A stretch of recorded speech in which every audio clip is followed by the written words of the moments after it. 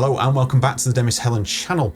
In this video we're going to make the cat sneeze keys preset in Vital, so if that sparks your curiosity then stick by because it's going to be worthwhile you learning how we do this. And yes, we're going to take the singular sample of a cat sneezing from a video that I've seen on Twitter that you can see on screen somewhere right now, and we are going to turn it into a keys preset. So we're going to make this into a waveform. We're not going to make this into a wavetable because there's a limited tool set, and sometimes with audio on Vital it's not quite there yet at the time of this recording. By all means, we could put it into Serum, for example, and sort of use the tool set there and then bring it back. But this is free and I want to be able to let you follow along at home. So if you want to get the preset and the sample that I use in today's video, you can get that on Patreon. They just get everything over there, including exclusive packs and videos that you don't get to see here on YouTube, as well as early access to all these videos, roughly up to a week before they go live in most cases. So here is our single cat sneeze. I'll drag this into the sampler and let's just give it a quick listen. Let's just get rid of this.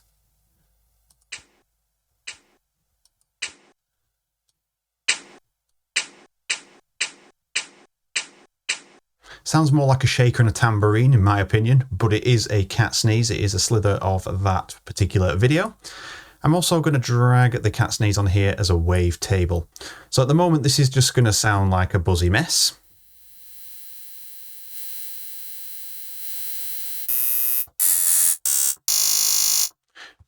And we could start messing around with some of the simpler things like the semitones position. But we're just getting down to individual pulsings of the waveform. So I'm going to drop it one octave just to put it in a better position.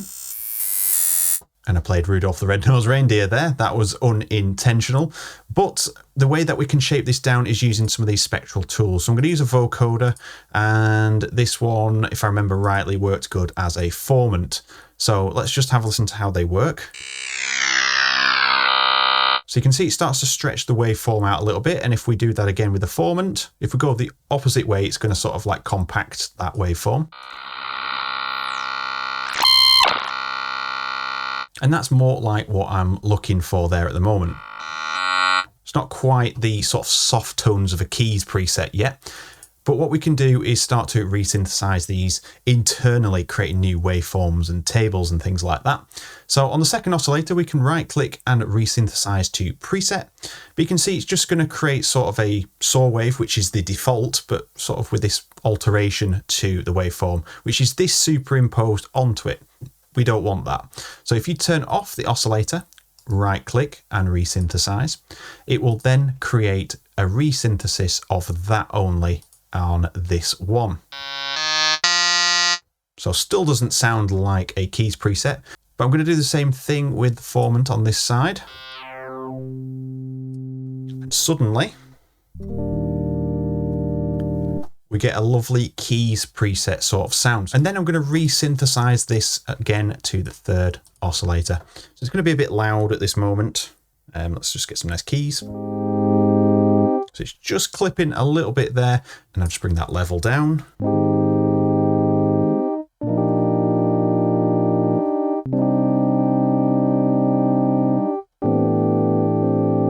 So we've got a really nice sound there. What I'm going to do with this one is save it. So I'll just jump into the editor, and if we just hit save here, I can call this cat sneeze keys. And then hopefully if we go back up to the top, we should be able to go to user cat sneeze keys.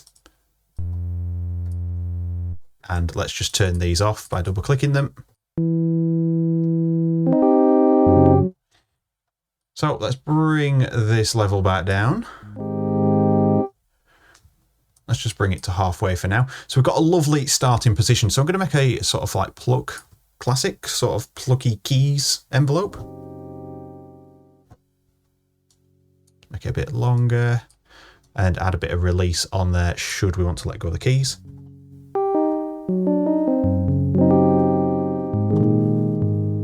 Perfect.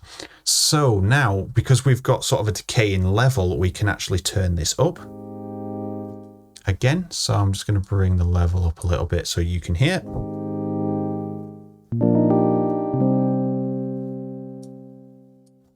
So now that we have a keys preset, you've got everything you need really to sort of get started. So I'm going to add a couple of voices. I'm going to bring these down to about 3%. So we've got that lovely sort of stereo spacing. I'm going to add a little bit of randomization to the pitch. Now, instead of adding it to the pitch of the oscillator, if I wanted to add a second one in, and let's just say we wanted 2 cat sneeze keys presets, let's just reset those. And let's say we wanted this one 1 octave higher. You'd have to add your randomization to both fine tunes. But if you go to the advanced tab and add this to the master tuning, and I'm going to make this bipolar, and I'm just going to sort of move it ever so slightly, maybe that. Let's just have a listen.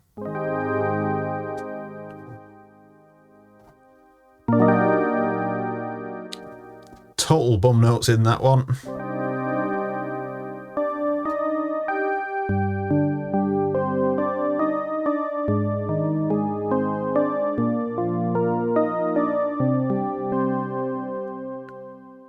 So we've got pitch variation, so it's working around quarter notes there. So I'm going to bring that down to 1 bar, and I'm going to make that in sync mode. And I'm going to add stereo on there as well, just to sort of add to the effect.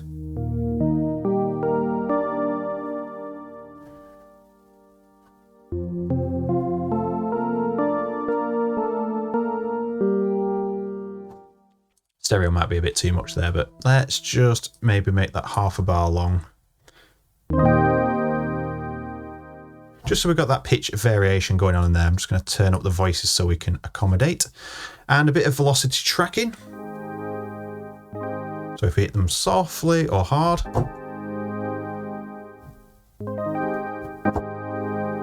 Like so. And then we can add some effects in. So I'm going to add some reverb and a bit of delay. So let's just turn that down. Let's give that 5-ish seconds. I'm just going to cut some of the lows out because we don't need them.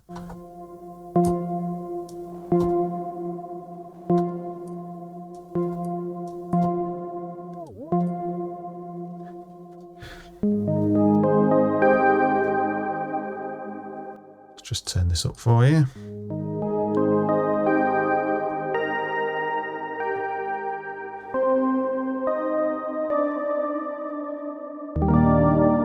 Beautiful. So we've got a little bit too much low end in there as well. So I'm going to start with adding both of my filters in. I'm just going to bring up my first filter because everything is going to be routed to filter 1. And then it's going to be forced to go through filter 2, where I'm going to apply a analog, oh, we don't have to do it that way, an analog high pass. So about 200 Hertz cutoff. Let's put a bit of key tracking on both of those. In fact, 100%. A bit less on the high pass. So it just gets rid of that low information that's really sort of rumbling through the preset.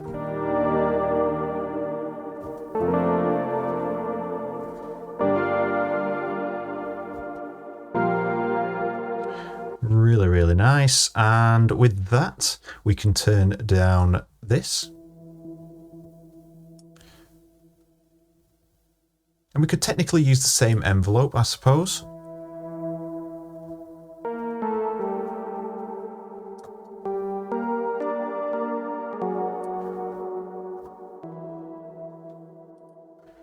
And then with the delay, I'm just going to add in maybe half notes on this one, ping pong, so we get a nice stereo effect.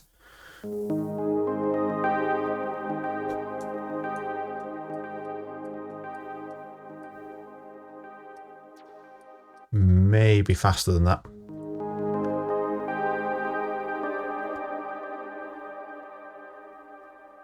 That works, and you can see I'm just rolling off the lows as well on the delay and just sort of rolling off the highs a little bit so it's not too bright. That should be good. Maybe dotted on one of them. That gives a nice more stereo effect. So delay and reverb. Let's have a little bit of distortion and some compression. So distortion is just going to be soft clip, but we're just going to add a little bit of saturation into it.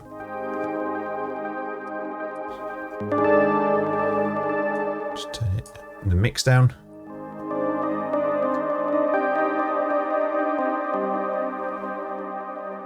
Works quite nicely.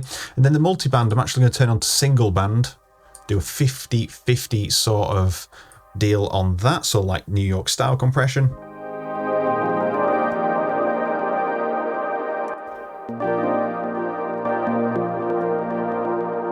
Beautiful. I'm just going to remove some of that attack on there. Just a little bit too much clicking. So what the compressor is doing there is bringing out the detail of both the delay and reverb. So you know the deal with compression. It's attacking the peaks that go over a certain threshold. Once they go over, they are reduced by the ratio that you have set. And then everything that's sort of quieter seems to get a lot louder. It gives it more room to sort of develop in the sound. So you get a really nice washed, lush sound. So you can see I'm not really trying to drown out the sound until I did that compression to sort of get that idea. Because if you overdo this, then this sounds overdone as well. And you just have to revisit your steps. So save the time, sort of dial it in gently, and then bring it all out how you want.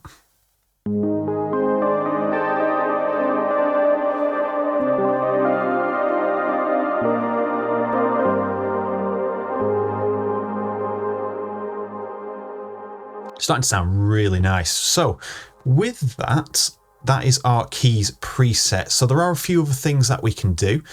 You can cycle through particular wavetables. We're just creating waveforms at this time, but you could use that sort of plucked effect to cycle through the wavetable, so you get a bit more authenticity out of that. But like I said, we were just focusing on the waveform in this one.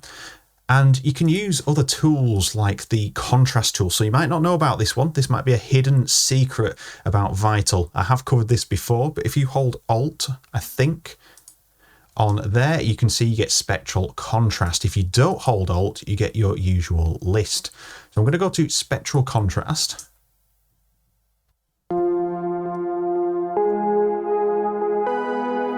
So you can see I can start getting more harmonic content coming out of it depending on how you tune this.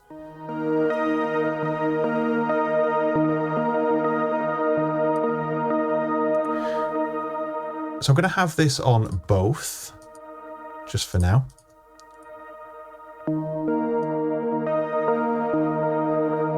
Just ever so slightly like that. And then I'm going to use a second envelope to just do a, say, half a second pluck on these.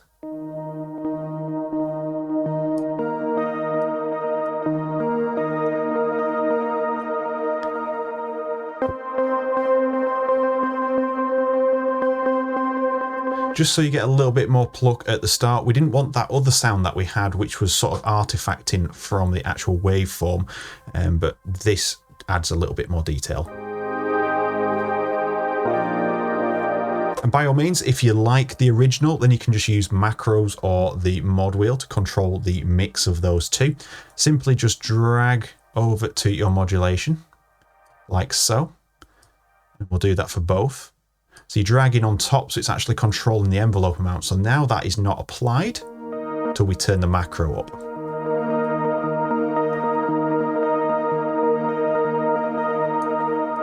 So you could call this brightness, if I could spell, like so. And then we could dial in a bit of EQ. Let's just go into the high band.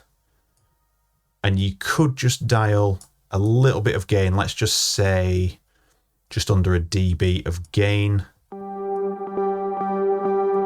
Maybe more now.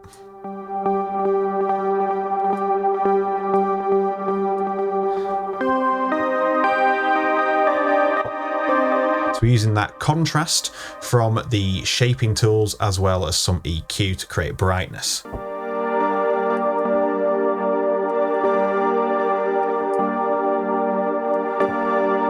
And again, if you wanted to use the same shape, that envelope, you could attach the envelope to the gain and then attach the brightness control, so it'll sort of pluck the brightness in rather than just maintain the brightness throughout the entire sustained keys is what I'm looking for. So you can get different results from that. And another good one for keys, just before we finish up this video and end it, we can use the randomization here. So a very sort of underused tool. I've seen a lot of videos and not a lot of people use the randomizer. And what this does is sort of shifts things around randomly depending on how much you apply to it. So I think the best way to show you this is to turn the level down of this. We'll turn off oscillator 1, so we're just working with 1, and attach it to the volume. So every time we press a key, it's going to apply a different randomized parameter levels. So in our case, it's going to be the level, and it's going to apply different volume levels. So watch the level here.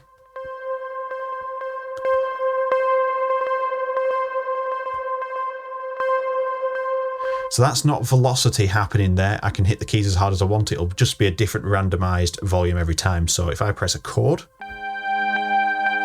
really only getting one of the keys coming through there on that one. Got a few coming on that one. So that's drastic. That's not what I want to do with this. So I'm just going to return that to how it was. Sure that was right. And we're going to apply this to certain parameters. Let's say the filter. And if we apply it to the filter, but go the opposite way, can you hear it sounds like the filter's moving?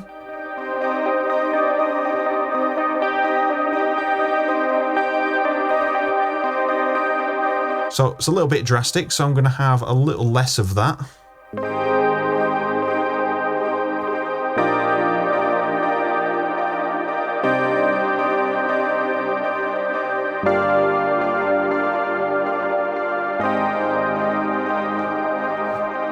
So just little nuances in there that really sort of bring the whole thing to life. It just adds to the whole level of things. So you can apply that to many different parameters. I would recommend experimenting with that. But all in all, there is your keys preset from a single cat sneeze audio sample.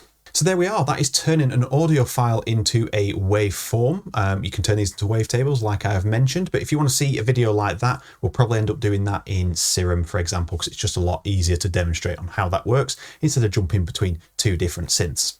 So with that said, that is the end of the video. If you did enjoy the video, you know exactly what to do. If you have any questions, you also know what to do by asking the questions in the comments. And with that said, thank you very much for watching, and I'll look forward to seeing you all in the next video. Take care.